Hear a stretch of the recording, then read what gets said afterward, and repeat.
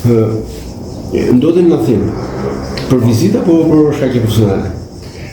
Jo, nuk kam ardhur në Athinë për vizitë, do të ishte shumë mirë, kisha shumë dëshirë ta vizitoja sepse ka goxha vende, për të vizituar, por kam ardhur vetëm për probleme pune, për shkak të konsultave të ndryshme që kam me qytetarët, kuptoj me emigrantët që jetojnë në shtetin shqiptar, dhe për shkak të marrëdhënies së punës me studiot, për shembull që jam i kontaktuar ose nga studiot ligjore me shtetas shqiptar dhe në funksion të shqiptarëve, domethënë të kontratave, të zbatimit të tyre, të përpunimit të dokumentacionit për qendrim e të tjerë.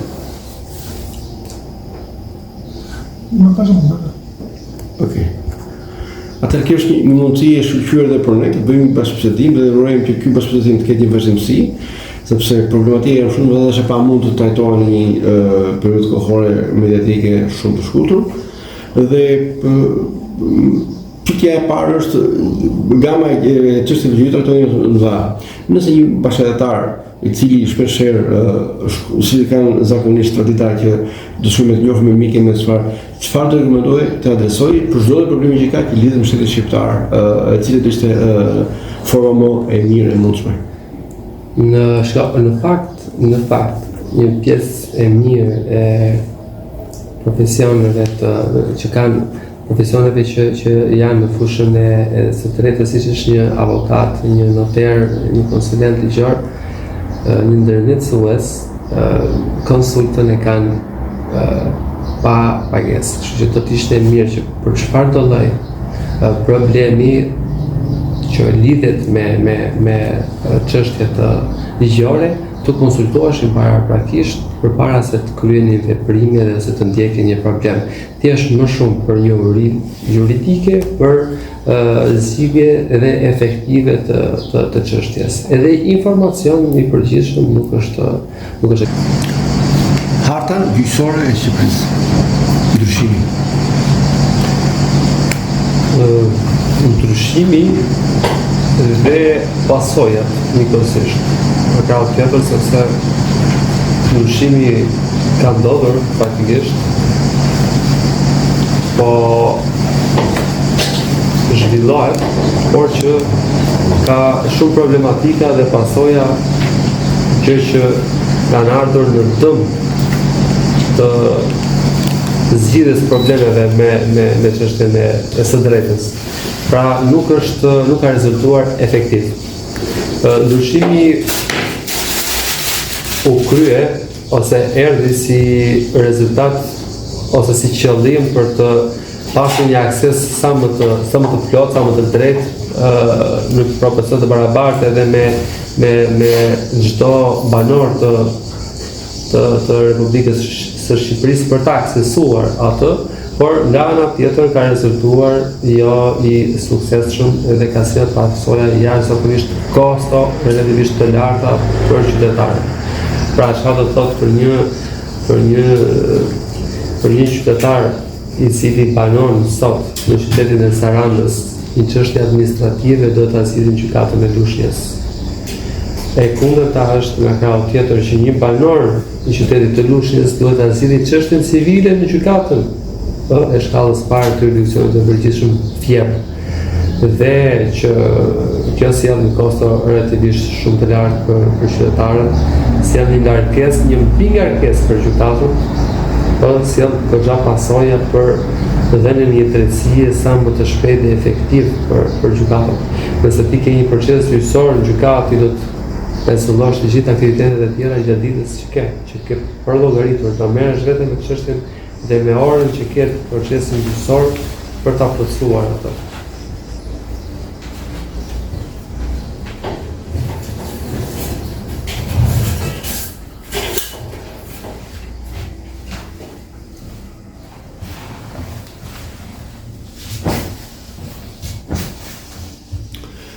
Me hartën e dy gjyqësorit, një qytetar lushnjar, ose më saktë i prek prefekturës së Lushnjës. Morë si shembull, më falë, morë si shembull Lushnjën, pasi ushtrimi aktivitetit tim do të thënë në qytetin e Lushnjës dhe njëkohësisht atë të Tiranës, por shikoj domethënë që qyteti i Lushnjës ka goxha problematika lidhur me asesimin e gjykatë. Sepse shumica çështjeve janë në gjykatën civile dhe në atë penale, domethënë në seksionet, në këto dy seksione në cilën ne kemi në gjykatën e Fierit. Bazuar në këtë, një qytetar shqiptar i cili jeton prej vitesh në emigracion, konkretisht në Greqi, ka një problem administrativ që lidhet me tokat apo çështje të ndryshme që është me pasurinë. Me pronësi. Çfarë do të rekomandojë dhe si do të orientojë? Gjithmonë kjo do të ishte në varësi të natyrës problematike që do të kishte me pronën.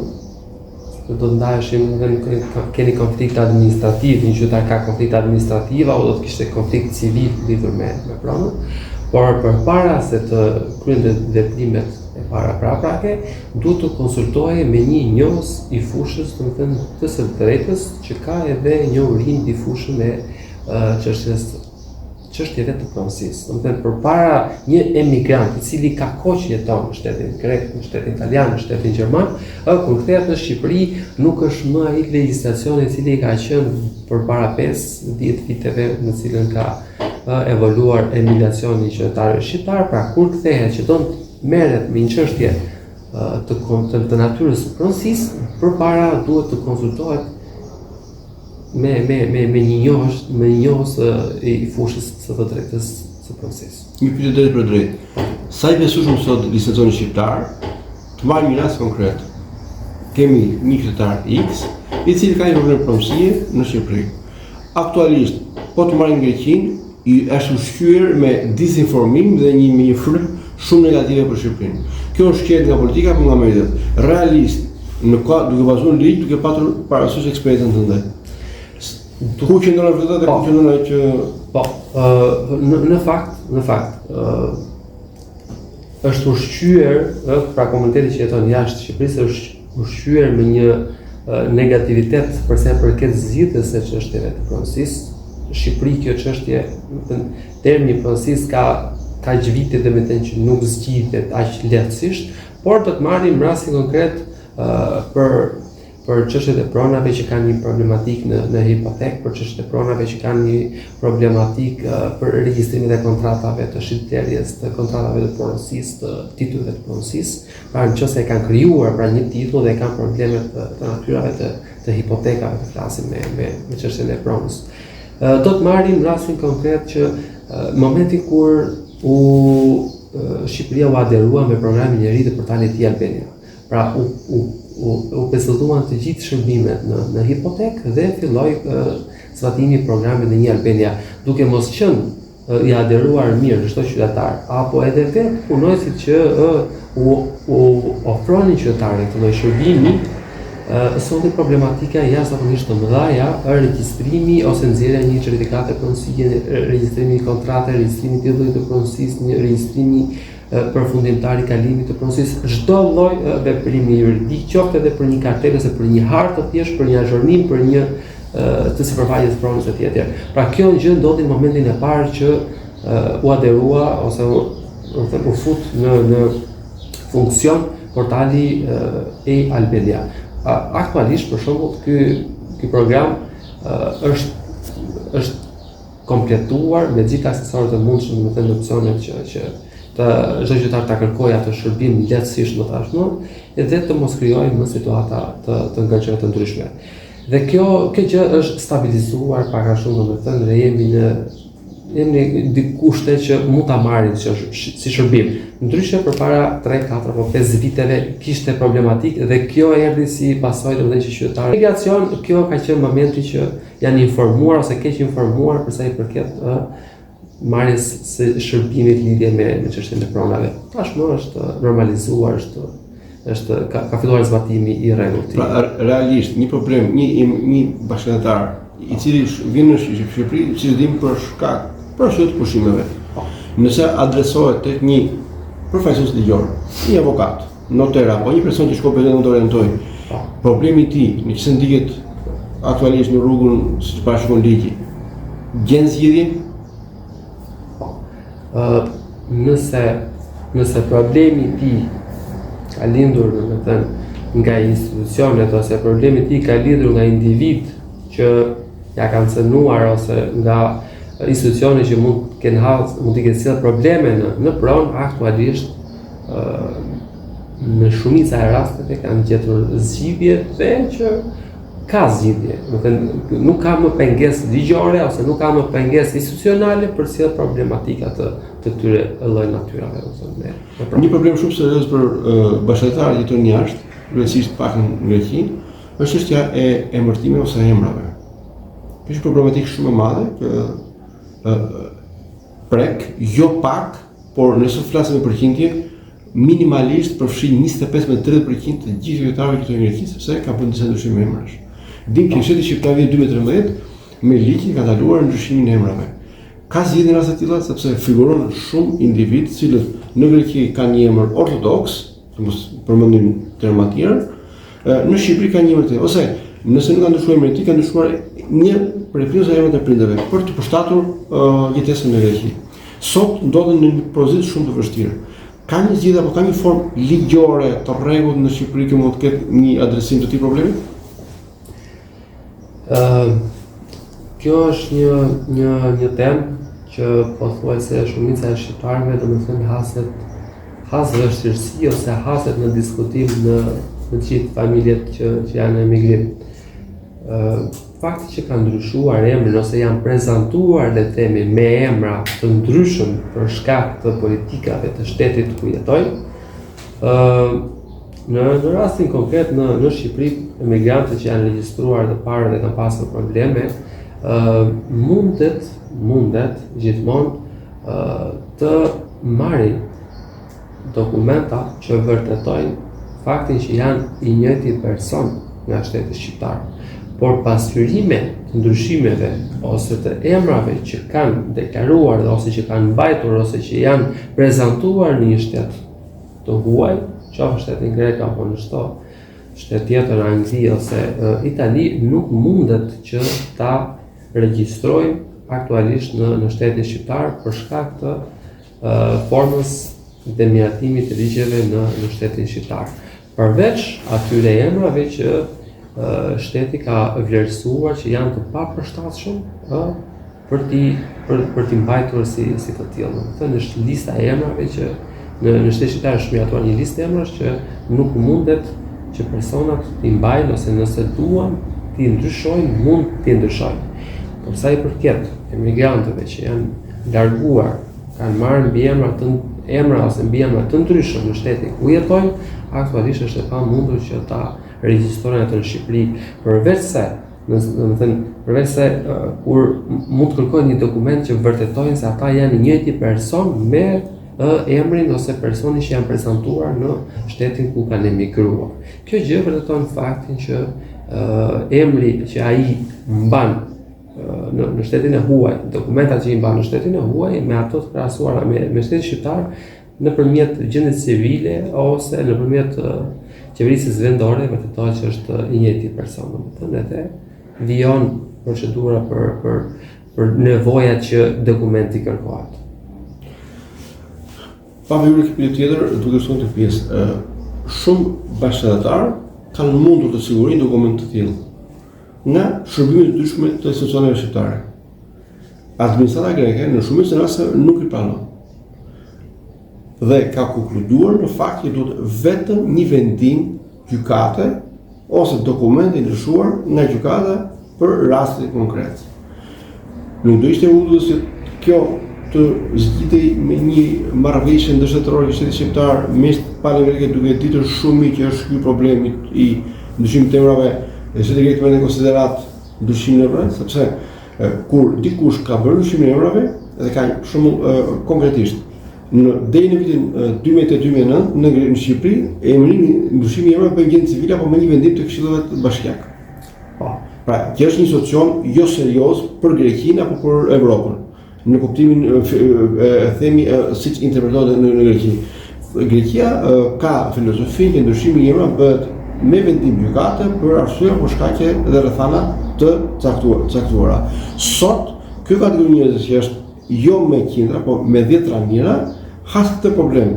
Pavarësisht se ka një lejë qëndrimi vazhdon për në moment që ata ndryshon kategorinë e lejes qendrimit, apo tenton të marrë pensionin, apo aq më tepër të marrë shitje greke, këta persona jo vetëm që rrezikojnë të humbasin këto, po humbasin edhe gjithçka kanë tuar energji sepse nuk përputhet domozonin për shkak të ndryshimeve të emrave. Okej. Atëherë, kjo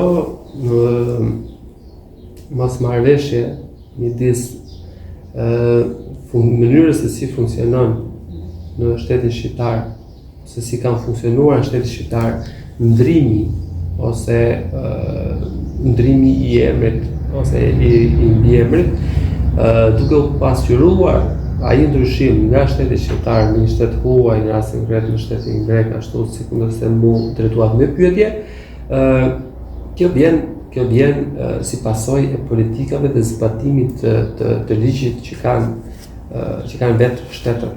Pra, nëse shteti grek e konsideron që një emër do ndryshohet me vendim gjykate dhe Shqipërinë, dhe ndryshimi i emrit në ato vite, në ato periudhë bëhej me kërkesë përpara nënpusit gjendje civile ose përpara Këshillit Bashkiak apo përpara Këshillit të ish komunave, ashtu ishte ligji në shtetin shqiptar. Kjo pengesë për emigrantët në shtetin e huaj ku jetojnë vjen si pasojë e mos rakordimit të dy shteteve në rrugë institucionale. Pra, kjo nuk është një problematikë, le të themi, e qytetarëve. Kjo është një problematikë e vetë shtetit ku ata jetojnë, me aderimin ose me mbajtjen kontakt nëpërmjet rrugës institucionale, siç është ajo e Ministrisë së Jashtme ose ambasadave përkatëse. Pra, problematika e tillë nuk gjithë Shqipëria ka pasur atë problem, këtë lloj situate, që ka ndryshuar emrat ose mbiemrat nëpërmjet kësaj procedure. Pra nuk do të thotë që një shtetas i huaj, një shtetas shqiptar, do vinë në shtetin e huaj dhe nuk do pajisët me dokumentacion sepse nuk e ka ndryshuar në shtetin shqiptar emrin ose mbiemrin sipas ligjit që funksionon shteti ku ai do jetojë. Pra kjo është një ngërsh për emigrantët që duhet të zgjidhet në rrugë institucionale dhe jo nëpërmjet mënyrës dhe formës që i detyron shteti ku ata kanë emigruar për ta zgjidhur në shtetin e tyre.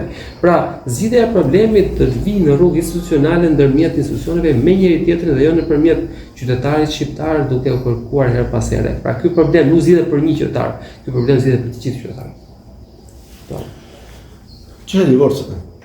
Fatkeqësisht edhe shoqëria shqiptare në Greqi voti një sindrom që gjithë Evropa ka rritur të rasteve të divorceve. Një pjesë është në konfuz sepse nuk e di nëse ka drejt apo divorcin në Greqi apo do ta bëjnë në Shqipëri. Shumë herë bjen viktima të ashtu quajtura të avokatë apo të persona që janë jo kompetent.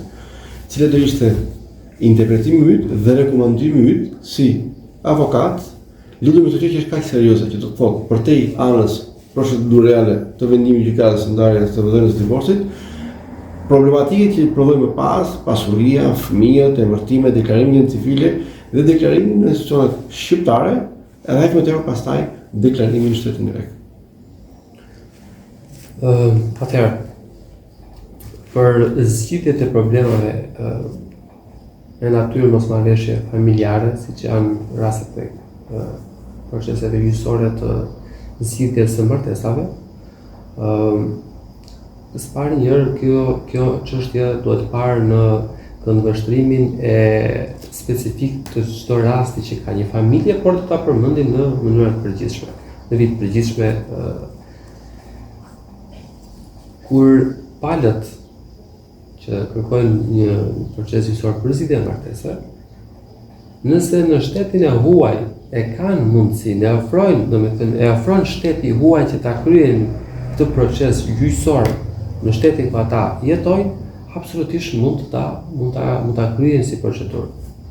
Sepse në emigrim kanë kaluar vite, kanë krijuar marrëdhënie pune, kanë krijuar të ardhura, kanë krijuar le të themi të ardhmen e tyre ose edhe pronësinë e tyre bashkë me dhe mund të ta zgjidhin edhe në shtetin ku jetojnë procesin gjyqësor për zgjidhje martese pavarësisht faktit që mund të jetë lidhur martesa mund të jetë lidhur në Shqipëri. Edhe pasojë edhe e kundërta, të njëjtën procedurë, për sa i përket zgjidhjes së martesave dhe pasoja që mund vi, mund ta zgjidhin edhe në shtetin shqiptar. Është e mundur.